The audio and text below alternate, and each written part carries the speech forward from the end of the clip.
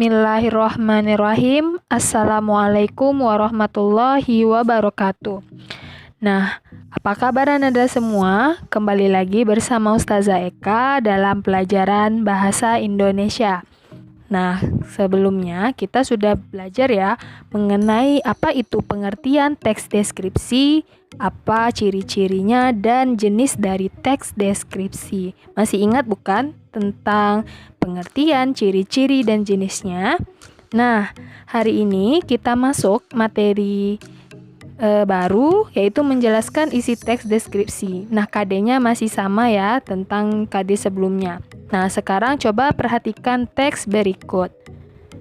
Nah, ini adalah salah satu contoh teks deskripsi. Ananda bisa perhatikan, itu ada di dalam buku cetak halaman 3. Di situ ada teks yang judulnya Lingkungan Sekolahku yang Asri. Nah, di dalam teks tersebut itu menjelaskan tentang sekolah yang baru dimasuki. Itu sekolah barunya ya. Menjelaskan yang paragraf pertama itu menjelaskan secara umum tentang sekolah, dan paragraf setelahnya kedua, ketiga, keempat, dan kelima itu merupakan paragraf yang menjelaskan tentang bagian-bagian dari sekolah tersebut, atau bisa dibilang ciri-ciri dari sekolah tersebut, mau itu ciri fisik ataupun ciri lainnya.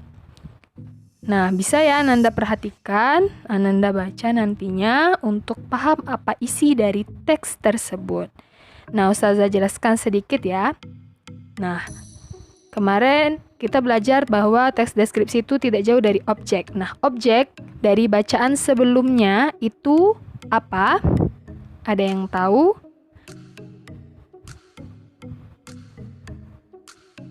Nah, objek dalam teks tadi itu adalah lingkungan sekolah. Nah, lingkungan sekolah itulah objeknya, sekolah baru yang baru dimasukinya. Selanjutnya,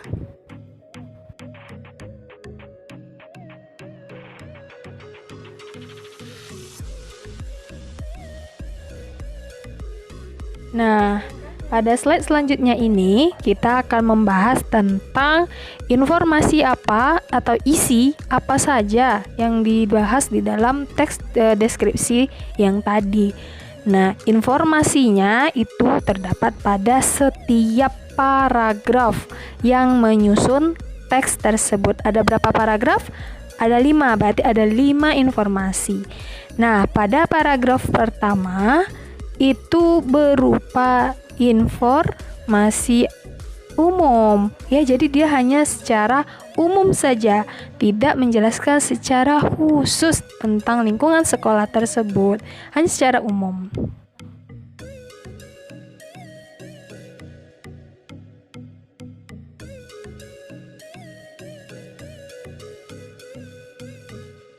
Nah, selanjutnya pada paragraf kedua itu merupakan informasi khusus.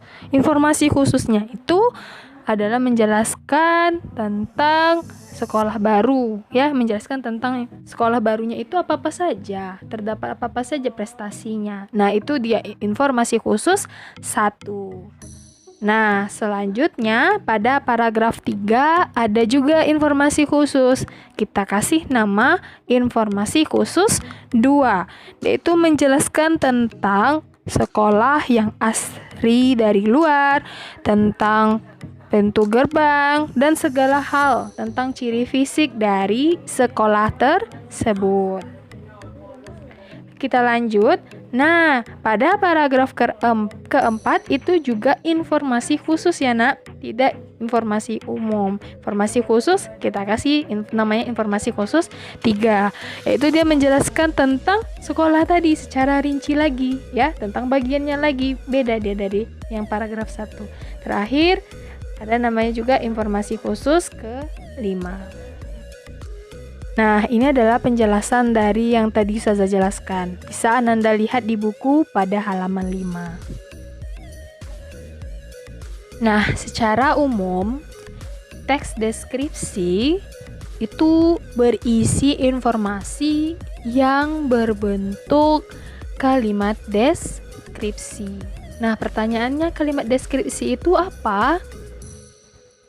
Kalimat deskripsi itu adalah kalimat yang berisi gambaran objek yang dideskripsikan. Nah, objeknya itu baik bentuknya itu adalah benda, mau itu menjelaskan tentang gambaran objeknya itu berupa lokasi atau suasana atau ukuran atau warna, bahkan rasa. Nah, oleh karena itu, di dalam teks deskripsi ini, pembaca seolah-olah akan memperoleh informasi gambaran objek secara jelas, bahkan bisa sebagai melihat, mendengar, ataupun merasakan apa yang dialami, seperti apa yang dialami oleh sang penulis. Begitu.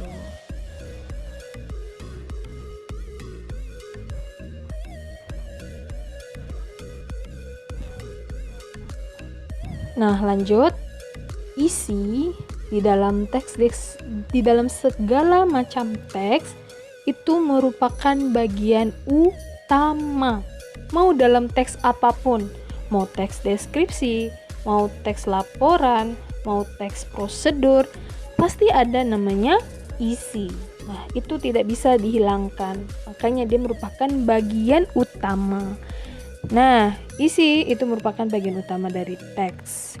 Demikian juga halnya dengan teks deskripsi. Dalam teks deskripsi, penulis berusaha menyampaikan isi teks kepada pembaca melalui gambaran sebuah objek secara jelas dan rinci. Nah, gambaran isi teks disampaikan penulis dengan menggunakan kalimat deskriptif hingga mampu memberikan efek emosional. Nah, berikut bisa Anda perhatikan di buku halaman 10, itu adalah contoh pemetaan. Adalah contoh pemetaan yang tak kalah penting dalam menentukan isi teks deskripsi. Baik, itulah tadi materi kita pada hari ini. Nah, Ustazah harapkan Anda bisa paham, dan jika tidak paham boleh bertanya sama Ustazah. Nah, jangan lupa diisi absennya. Sampai bertemu di pertemuan selanjutnya. Ustazah ucapkan terima kasih. Assalamualaikum warahmatullahi wabarakatuh.